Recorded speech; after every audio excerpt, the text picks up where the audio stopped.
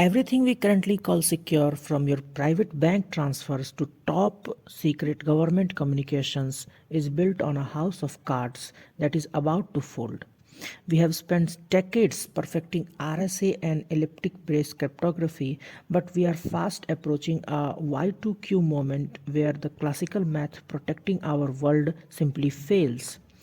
Nation states are actively harvesting massive amounts of encrypted data, passwords, bank details, and government secrets. While they cannot read this data today, they are betting on SNDL, that is the store now, decrypt later strategy. The premise is simple. In 10 to 20 years, quantum computers will be powerful enough to break today's encryption in minutes, rendering today's secrets transparent in the future. The threat isn't just faster hardware, it's a fundamental shift in complexity. In this lecture, we are going to trace the exact path from how today's encryption works to the moment it breaks. We will examine the distant time complexities that separate classical security from quantum vulnerability, and why the harvest now decrypt later strategy makes this a crisis for today, not just the future. We will break down the mechanics of two primary cryptographic killers, that are Shor's algorithm, which dismantles the prime factorization that RSA relies on, and Grover's algorithm, which forces us to rethink our symmetric key lengths.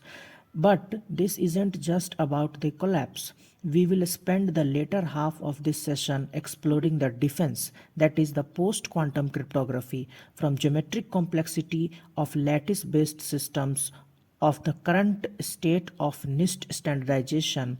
We are looking at how we redefine security for a post-quantum world. If you want to understand the actual math and architectural shift that will define the next century of cybersecurity, you need to see this through the end. Let's get started. Now, for the first part of this lecture, let us go through how an end-to-end encryption works. In a standard E2EE system like WhatsApp or Signal, security is built on a trust no one model. When you start a chat, your phone and the receiver's phone perform a handshake using ECC, that is the elliptic curve cryptography. They agree on a secret key without ever actually sending that over the internet. Your message is then scrambled up into a ciphertext using a symmetric algorithm like AES-256. The message then travels through WhatsApp servers because only the senders and receivers have the private keys. To unlock the AES padlock, the servers sees only gibberish. Now this whole communication relies on the discrete logarithm problem. For a classical computer to guess your private key from the public information, it would have to perform trillions of calculations, more than the age of universe. But here comes the hidden threat. That is the strategy of store now decrypt later, SNDL. The most dangerous misconception is that encryption is permanent shield. In reality, encryption is just a time delay. Intelligence agencies and hackers use passive encryption. They tap into undersea fiber optic cables or compromise internet nodes to record the scrambled data flowing through them. They can't read your WhatsApp messages or bank transfers today, but storage is cheap. They save this ciphertext in massive data centers. They are betting on Shor's algorithm. Once a quantum computer with enough logical qubits is built, they can feed that old stored data into the machine. The impossible math problems of ECC or RSA is solved in minutes. Now, for a better understanding, let's go through this analogy. Imagine someone stole your diary today, but it was written in a code that would take 10 million years to break. You'd feel safe, right? Now imagine that tomorrow they invent a machine that can read that note in 10 seconds. Now imagine that tomorrow they invent a machine that can read that code in 10 seconds. That's exactly what is happening to your bank accounts and your private messages right now. The most immediate life problem isn't that a quantum computer will hack you today, it's that you have already been hacked and you just don't know it yet. But now you may ask about this harvesting reality. This isn't a theoretical movie plot, it is currently happening. The NSA and other global agencies have been linked to collect it all programs. Dr. Michel Mosca, a researcher and co-founder of the Institute for Quantum Computing at the University of Waterloo in 2015, proves that if the total time your data needs to be secure plus the time it takes to upgrade your systems to quantum safe solutions is greater than the time until a powerful quantum computer is built, then your data is at risk of being decrypted later. Now for the time complexity part, we discussed two scenarios that are classical complexity and that of quantum one. To break the RSA encryption, that is finding two prime factors of a giant number, classical computers use the general number field sieve. This is a brute force style method. The problem is for every bit you add an RSA key, the difficulty doesn't just increase, it roughly doubles. A 2048-bit RSA key has so many possibilities that even if you used every atom in the observable universe to build a supercomputer, it would take 300 trillion years to crack it. But for a classical computer, this is a math wall.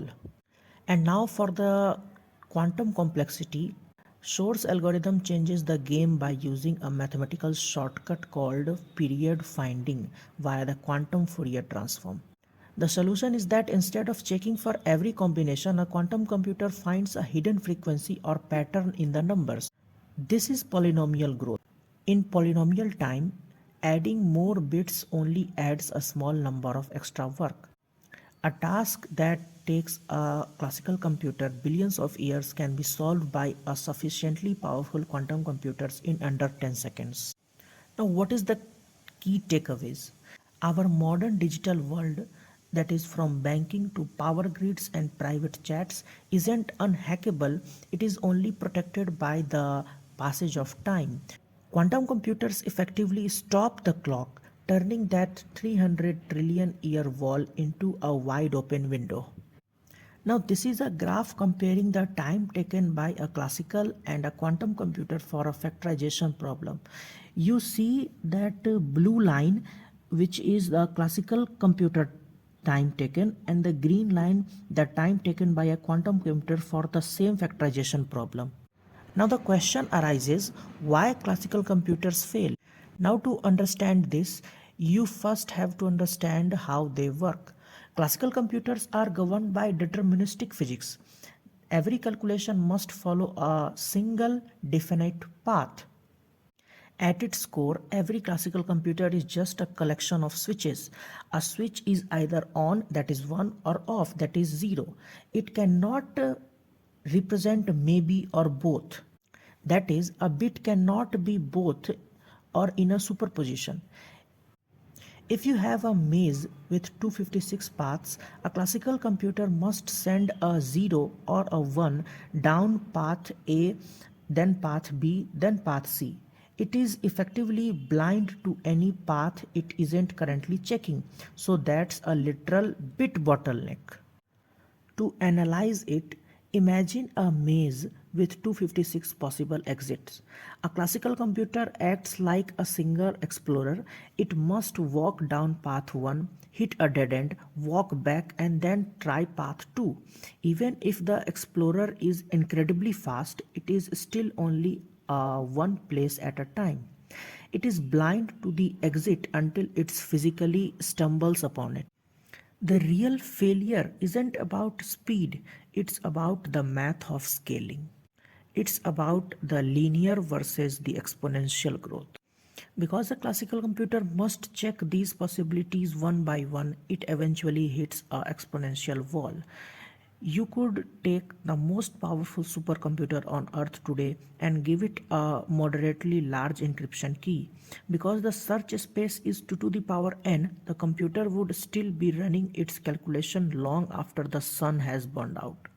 Classical computers don't fail because they are slow, they fail because they are trying to solve infinite scale problems with a finite state logic. The term the simulation paradox refers to the fact that we are trying to use unnatural computers to stimulate a natural world. The problem is, in nature, a subatomic particle don't have definite on or off switches. They exist in a state of constant interaction and probability. Now, when you try to stimulate a molecule, you aren't just tracking where the electrons are, you are tracking the correlations between them. As you add up more atoms, the number of interactions grows exponentially. To stimulate a penicillin molecules, that is a 42 atoms molecule, a classical computer would need more bits than there are stars in the galaxy. To stimulate a molecule with 70 atoms, the number of bits required would exceed the number of atoms in the entire observable universe. Now, here's a mouse versus mist analogy to understand this. Now imagine a classical mouse which runs sequentially. A classical computer is the mouse. It represents a single state. It tests path A, fails, then tests path B, again fails. If a billion mice, that is a supercomputer, you still have a finite number of attempts happening in a linear fashion. But now comes the quantum mist, that is the parallel computing. A quantum computer is the mist. It represents a superposition of states. It doesn't choose a path because it doesn't have to. It flows through every opening at once. The mist doesn't travel to the treasure. It occupies entire maze. When the measurement, that is it when it collapses, the mists condensed at the exit because the algorithm has shaped the mist to be thickest at the correct answer. Now comes the parallel state powerhouse. This is the wow factor of this video. A classical system with bits can only be in one possible states. A quantum system with qubits is a linear combination of all states. Now to scale, a 300 qubits is roughly equals to 2 to the power 300 states. This number is roughly equals 10 to the power 9, which exceeds the estimated number of atoms in the observable universe.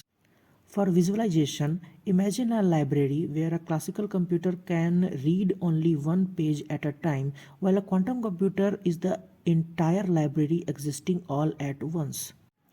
However, when a quantum system is measured, it collapses to one random outcome. The power of quantum computing, therefore, does not come from the superposition alone. Carefully designed quantum algorithms like Shor's or Grover's, which use quantum interference to suppress wrong answer and amplify the correct one. That is why quantum algorithms matter more than raw qubit count. This is where most people get confused. If a quantum computer has all the answers at once, why can't we just read them? When you look at a quantum system, the superposition collapses. You don't get all 10 to the power 90 answers. You get a one random result. It's like a spinning coin. While it's spinning, it's both heads and tails, but the moment you slap your hand down the check, it's just a regular boring coin. If you don't do anything special, you'd have a 50-50 chance of being wrong. Now here the secret sauce is the quantum interference. This is the most important concept in our video. The power isn't just being in many states, it's manipulating the probability of those states before you measure them. Quantum algorithms use interference just like your noise cancelling headphones. They use destructive and constructive interference. That is, the algorithms are designed so that the probability of waves of the wrong answer overlap and cancel out each other, and the waves of the correct answer overlap and add together, amplifying the probability of the correct answer. By the time you measure the qubits, the math has rigged the deck. The correct answer has a 99% chance of appearing and the wrong ones have been silenced. Now, why algorithms matter more than qubit count? As of 2025, we have entered the era of algorithmic creativity. In the current state, the gap between quality qubits is huge. That is, 10,000 noisy physical qubits might only equal one logical perfect qubit. This is a efficiency gap. A bad algorithm on a million qubits is useless. A brilliant algorithm like Shor's on a few thousand high quality qubits can change the world.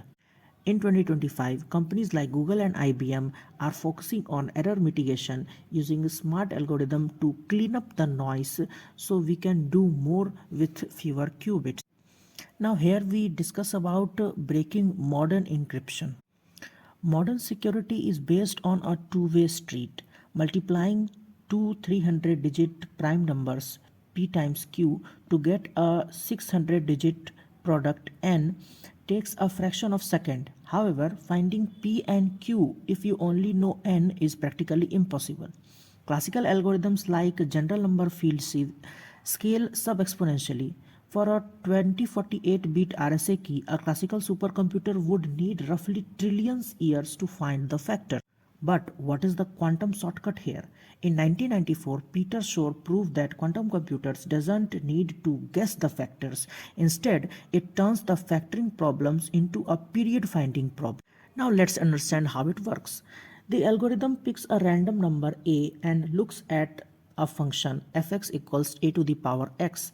This function is periodic, meaning it repeats its values in a cycle.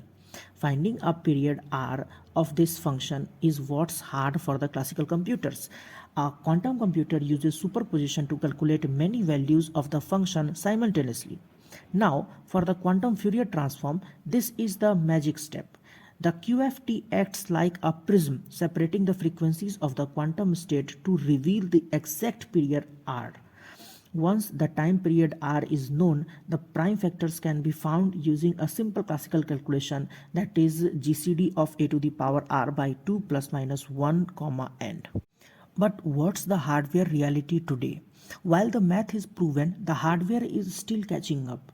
Breaking RSA 2048 is estimated to require roughly million noisy physical qubits, or about 2 logical perfect qubits. As of late 2025, the industry is approaching a million qubit milestone, but high fidelity error correction remains the primary hurdle. Experts predict the quantum threat to RSA will become a reality between 2030 to 2035. The moment when quantum computers can perfectly break today's encryption is often called the Q day or Y2Q.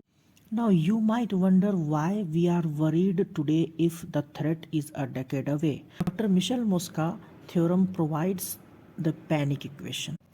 It is expressed as the inequality x plus y is greater than z, where x, the shelf life, that is how long does the data need to stay secret, y is the migration time, that is how long does it take to upgrade all global systems, and z, that is the collapse time, that is how long until the q day.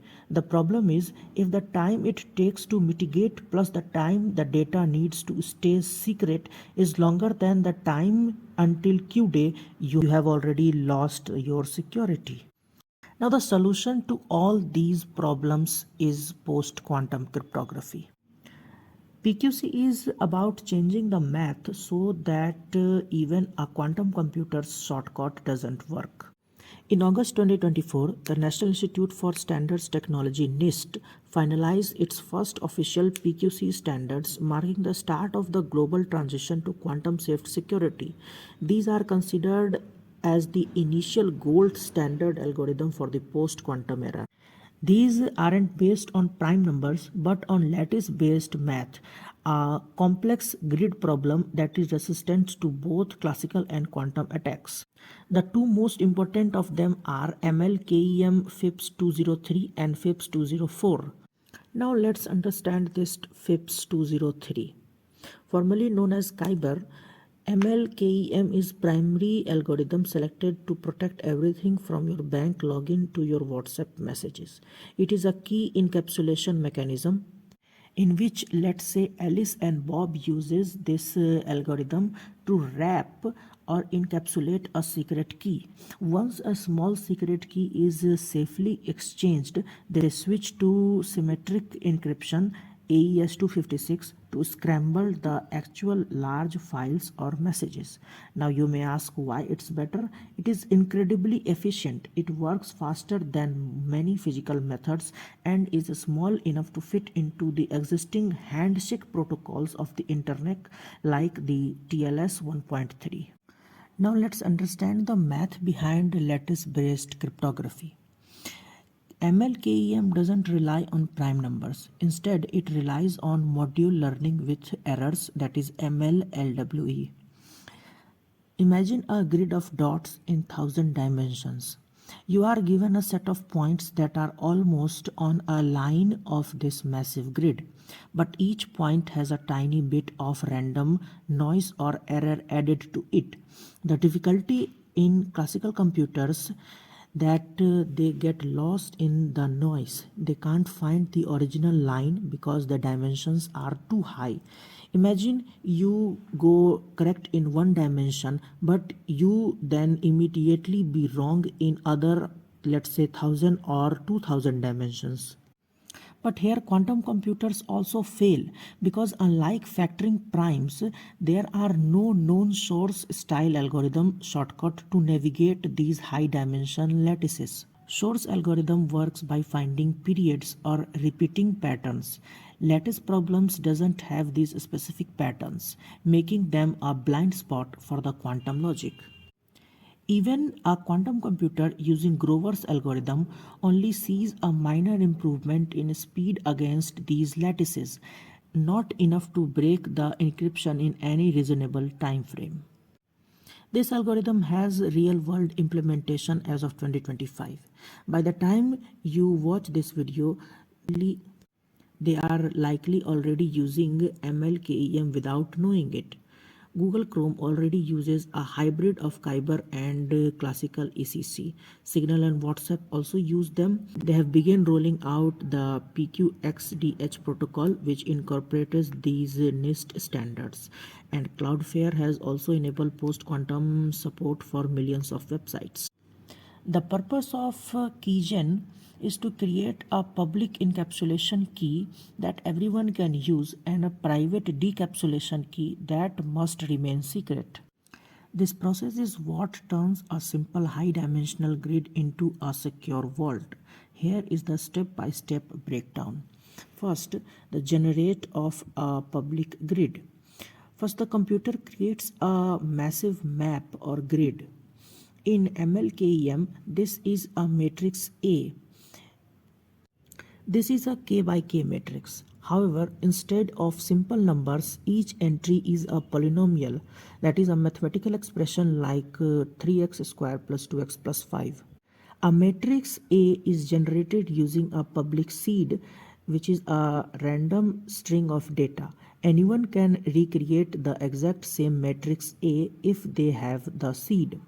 Think of this matrix as a definite high-dimensional grid, a lattice. This grid is the playground where the security happens. Now the secrets S and E. You pick your two small vectors S, that is your secret key, and E, that is the noise. This is the actual private key. It's like a specific location or direction hidden deep inside that massive grid. The secret vector S is the actual private key. It's like a specific location or direction hidden deep inside that massive grid. The noise S is the cloaking device. It consists of tiny random errors that will be added to the math.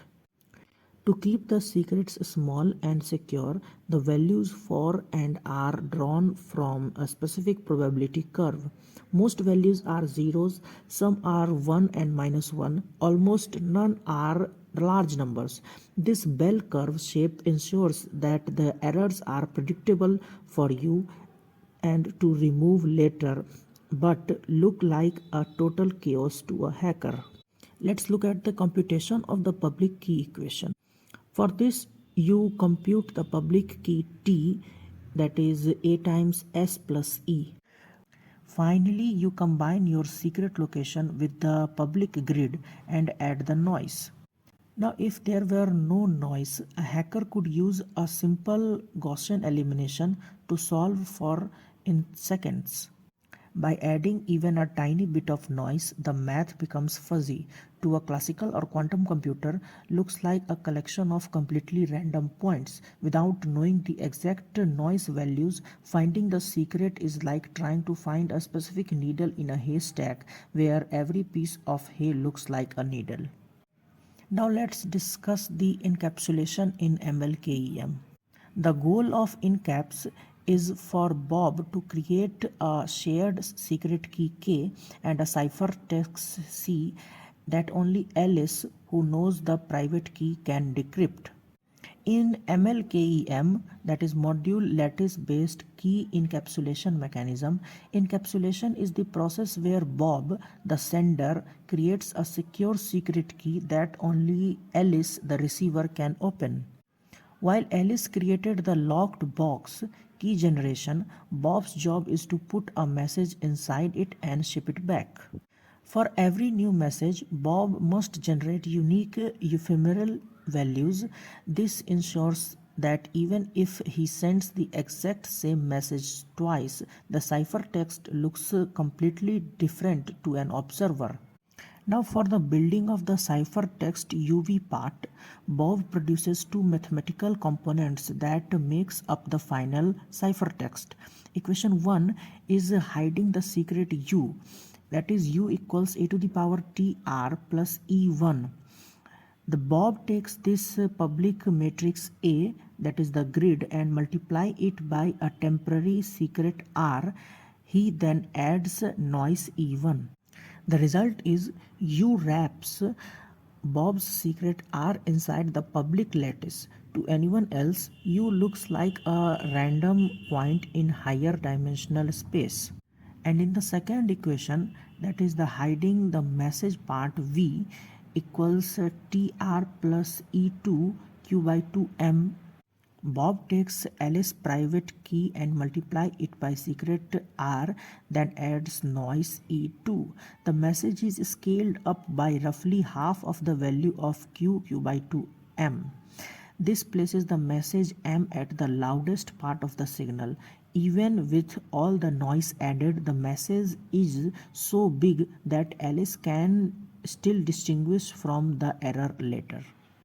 And now the shared secret K. Bob doesn't just send the ciphertext, he also computes the shared secret key K for himself. He hashes the message M and the ciphertext together.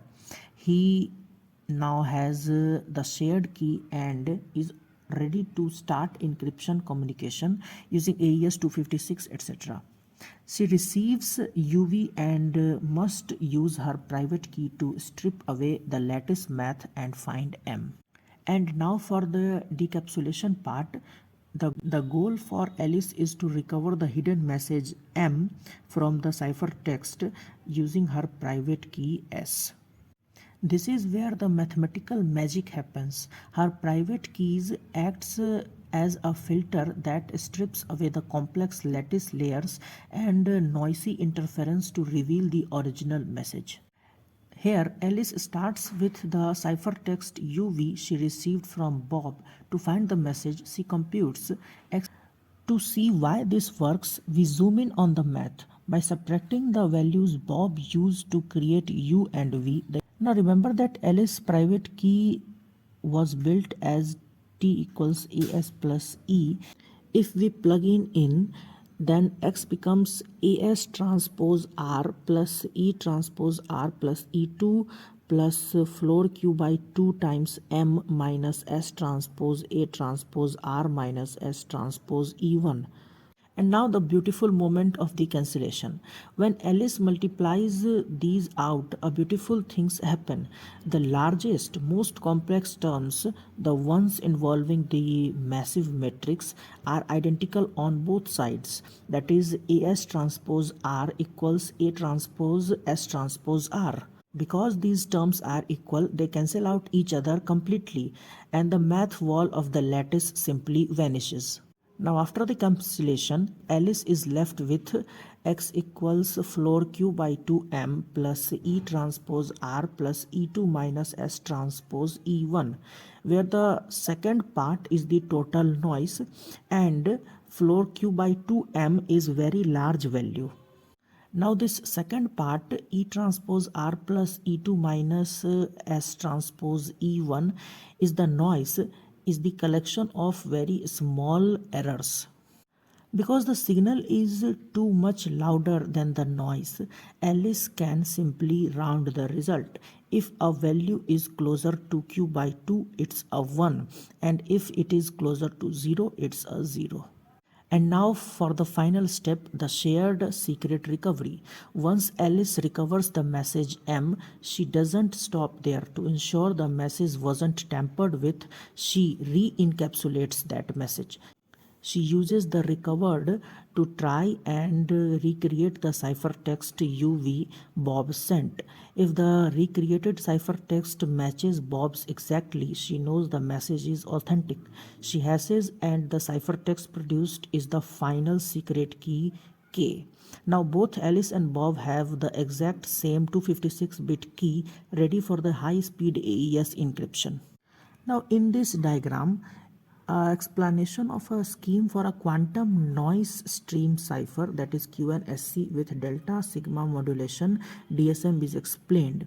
You can see in the left how Alice feeds a plain text into the grid and it converts it into a ciphertext, then transmitted this signal, where on the Bob side this ciphertext again converted into the plain text, that is Alice send.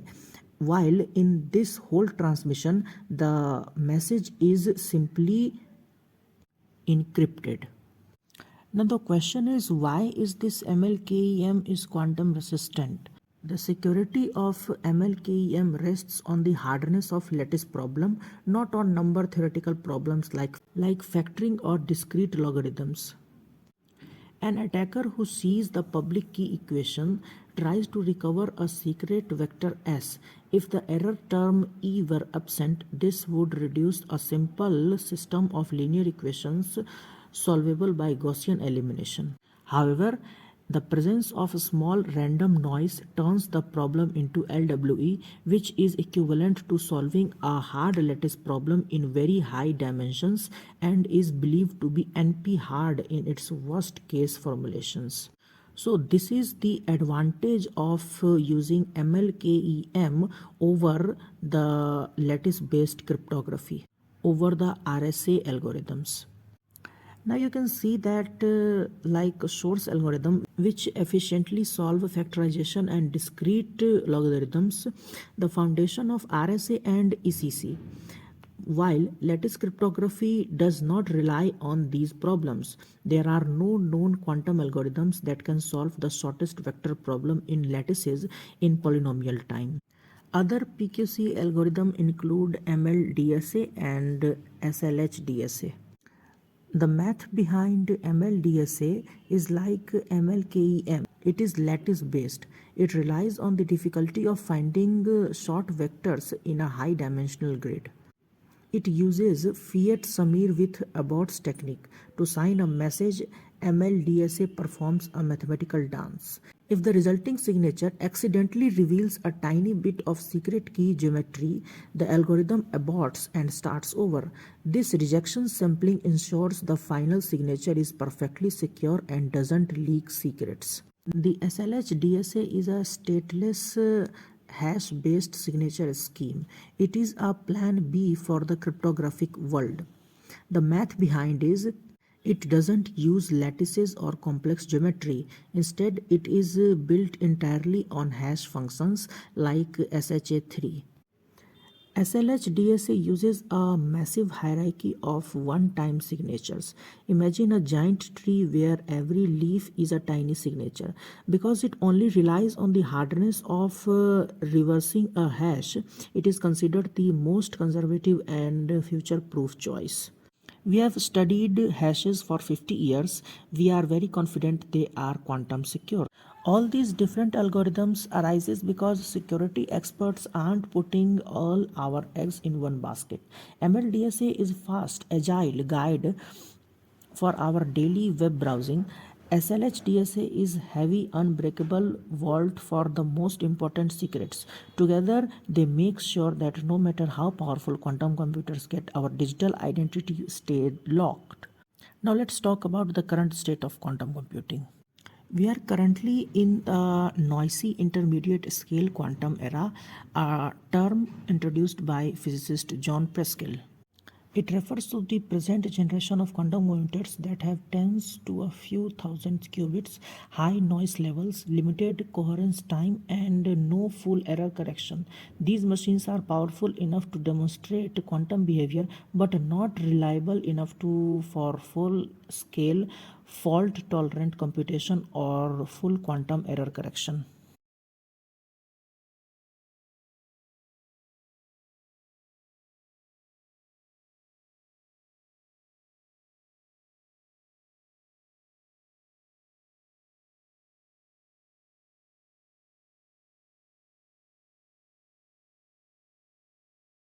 Now, the three great barriers as of 2025 for the quantum computers are decoherence, imperfect gates, and the error accumulation trap.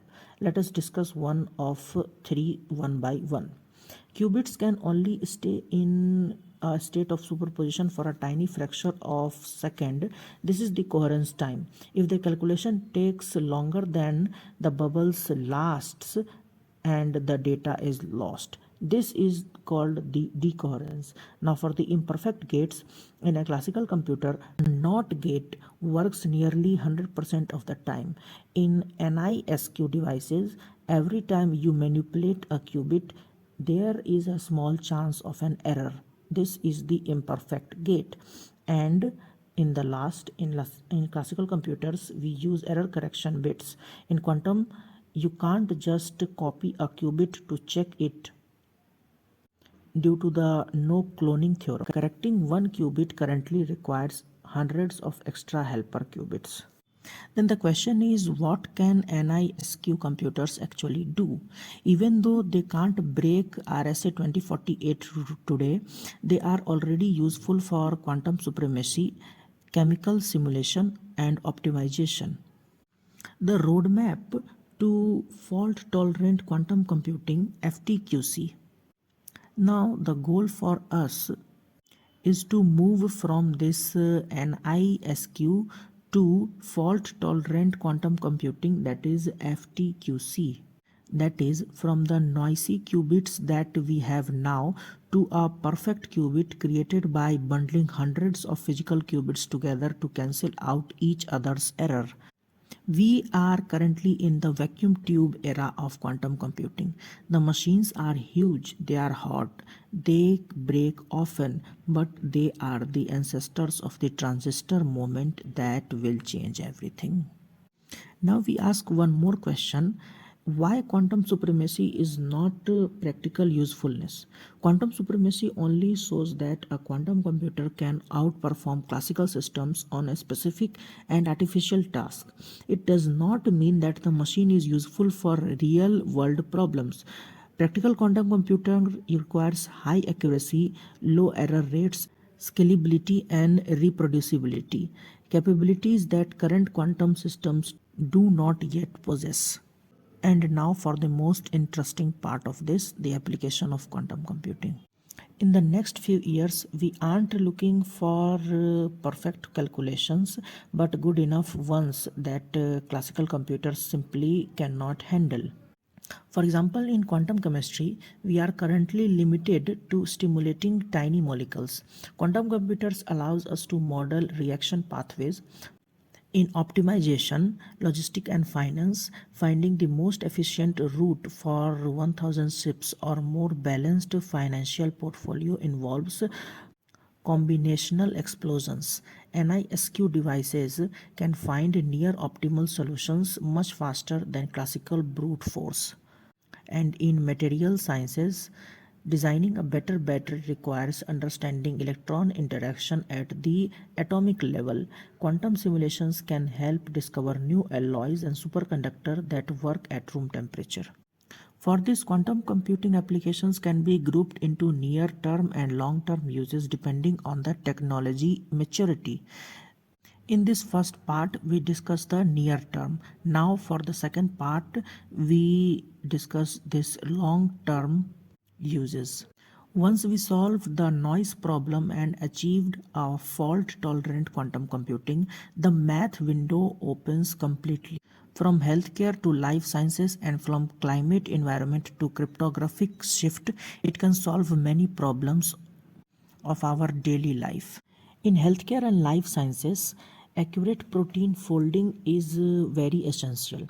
While AI like AlphaFold is great at predicting shapes, quantum computers can simulate the physics of how proteins fold in real time for the curing diseases like Alzheimer's.